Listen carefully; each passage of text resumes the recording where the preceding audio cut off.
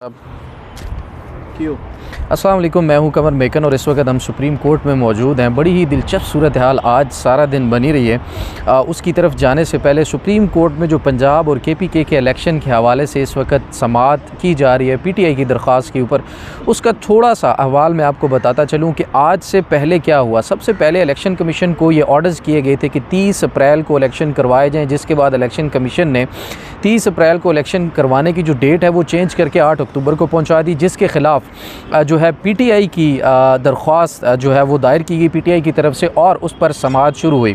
उस समाअत के लिए 5 रुकनी बेंच जो है वो बनाया गया। 5 रुकनी बेंच ने समाअत की।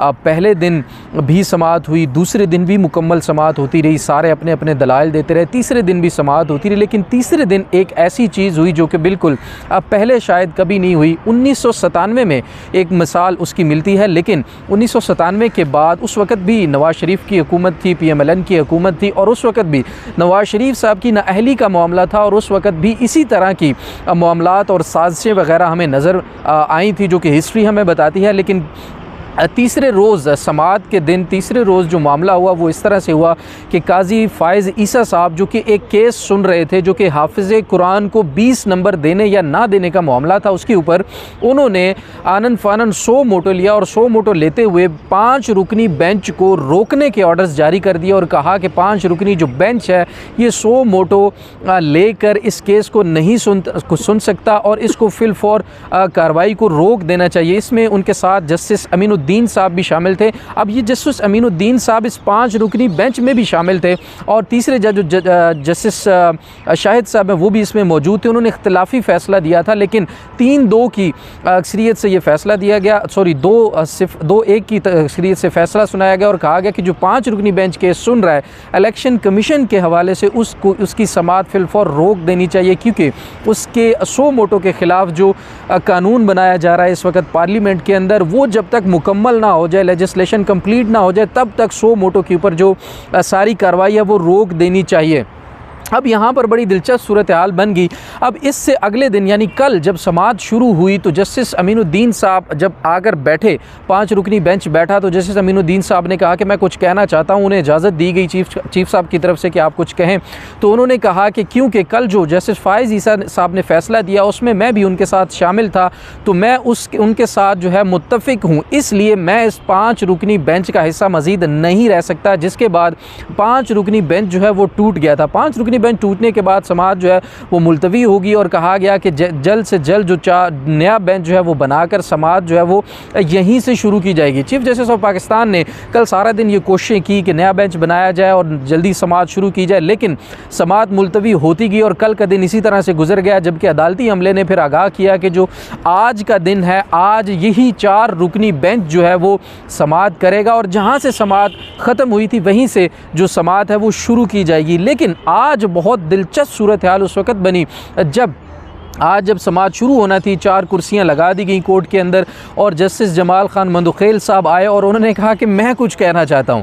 तो उन्हें फिर आज इजाज़त दी गई कि आप क्या कहना चाहते हैं। तो उसके ऊपर उन्होंने कल जस्टिस फ़ाइज़ ईसा के केस के ऊपर होने वाली डेवलपमेंट के ऊपर कमेंट करते हुए कहा, जो कि जस्टिस फ़ाइज़ ईसा साहब का जो फ़ैसला दिया था 5 रुकनी बेंच की समाअत को रोकने का, उसके ऊपर चीफ जस्टिस साहब ने आज एक सर्कुलर जारी करवाया जिसके मुताबिक जस्टिस फ़ाइज़ ईसा साहब को ये हक़ ही हासिल नहीं था कि वो 100 मोटो के एक्शन की कार्रवाई को रोक सकें या 5 रुकनी बेंच को रोक सकें, क्योंकि 3 रुकनी बेंच नहीं डिक्टेट कर सकता 5 रुकनी बेंच को। इसके ऊपर समाअत जो है वो की गई और वो केस भी ऐसा नहीं था जिसके ऊपर फ़ैसला ये सुनाया जाता कि 5 रुकनी बेंच समाअत नहीं कर सकता। तो 3 रुकनी बेंच जिसमें फ़ाइज़ ईसा साहब ने फ़ैसला दिया था उसमें तो ये मामला ही नहीं था, तो फिर उसमें ये फ़ैसला कैसे आ सकता है कि 5 रुकनी बेंच समाअत ना करे। इसको खैर आज सर्कुलर के ज़रिए रोक दिया गया, मुस्तरद कर दिया गया जस्टिस फ़ाइज़ ईसा साहब का फ़ैसला।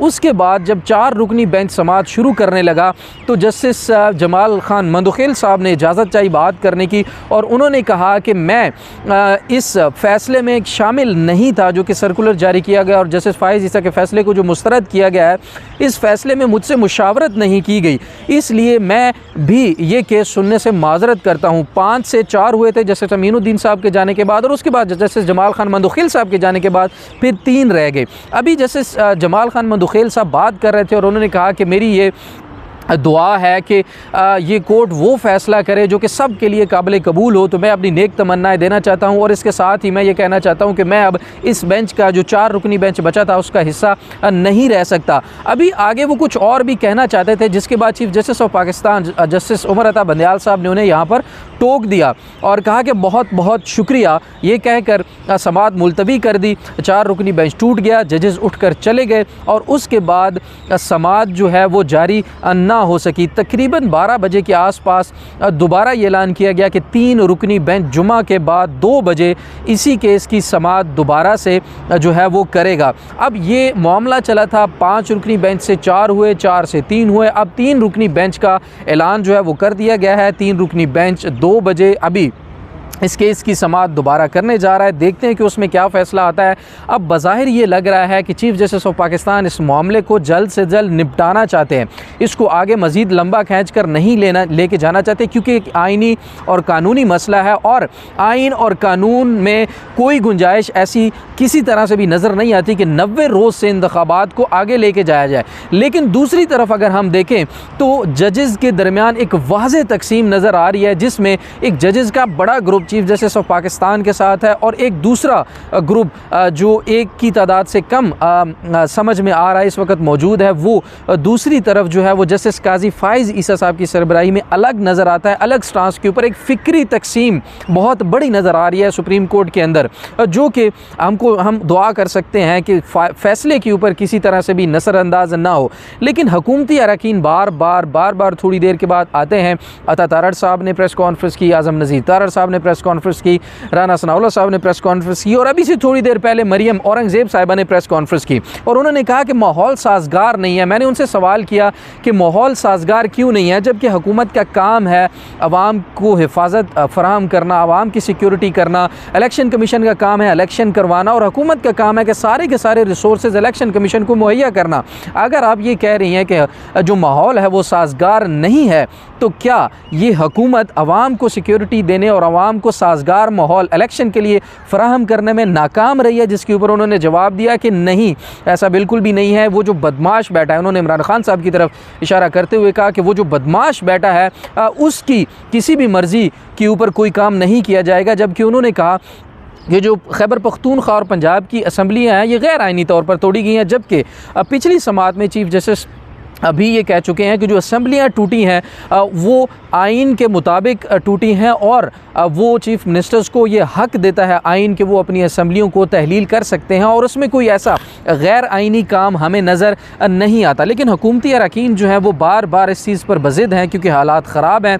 और दूसरा एक आपको एक और इम्पॉर्टेंट चीज़ बताता चलो, इलेक्शन कमीशन ने जो सूरत हाल सुप्रीम कोर्ट के अंदर बताई है वो बड़ी ख़तरनाक किस्म की थी। अगर वो आवाम के सामने आ जाए, अगर वो सारी की सारी समाअत ऑनलाइन हो रही होती, वीडियो लिंक पे हो रही होती, आवाम सुन रही होती, लोग सुन रहे होते, तो एक बहुत बड़ी हिजरत पाकिस्तान से देखने में आ सकती थी। क्योंकि उन्होंने पाकिस्तान का ऐसा नक्शा खींचा, ऐसे हालात बताए कि शायद अफ़गानिस्तान और सोमालिया से भी पाकिस्तान के हालात बुरे हैं, जहां लोग रोज़ मर रहे हैं। लोग तो खैर मर रहे हैं, लेकिन मर रहे हैं आटे की लाइनों में। लोग अगर मर रहे हैं तो आटे के हसूल में मर रहे हैं। बूढ़ी ख़वातीन मर रही हैं, बूढ़े जो लोग हैं, बुज़ुर्ग, वो मर रहे हैं। लेकिन इस वक्त हुकूमत की सारी मशीनरी एक ही तरफ ज़ोर लगा रही है कि किसी भी तरह से इंतखाबात को मुलतवी करवाया जाए। इसमें दूसरा जो सबसे अहम नुक्ता हुकूमत उठा रही है वो कहती है कि फुल कोर्ट बनाया जाए। फुल कोर्ट के अलावा कोई भी फ़ैसला जो है वो हम मानने को तैयार नहीं। और हमें भी ये चीज़ वाज़े तौर पर इस वक्त नज़र आ रही है कि अगर सुप्रीम कोर्ट ने फ़ैसला दे भी दिया, जो कि अभी 3 जजेस जस्टिस एजाजुल हसन, जस्टिस मुनीब अख्तर और justice Umar Ata Bandial chief justice of Pakistan की सरबराही में समाअत शुरू होने जा रही है। अभी मैं जब आपसे बात कर रहा हूँ तो तकरीबन 2 बजने वाले हैं और समाअत जो है वो शुरू होने वाली है। समाअत के बाद भी आपसे सारा अहवाल बताएंगे कि उसके बाद क्या हुआ।